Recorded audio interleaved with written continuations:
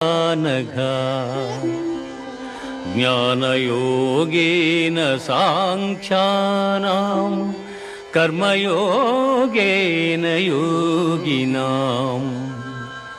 అర్జున, ఈ లోకములో ఆత్మానాత్మ వివేకము గల సన్యాసులకు జ్ఞానయోగము చేతను, చిత్తశుద్ధి గల యోగీశ్వరులకు కర్మయోగము చేతను ముక్తి కలుగుచున్నదని సృష్టి ఆదియందు నాచే చెప్పబడి ఉన్నది.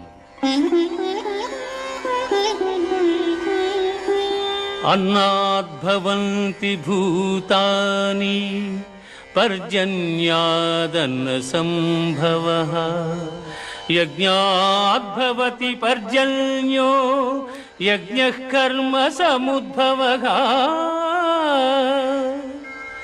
అన్నము వలన జంతుజాలము పుట్టును, వర్షము వలన అన్నము సమకూడును, యజ్ఞము వలన వర్షము కలుగును,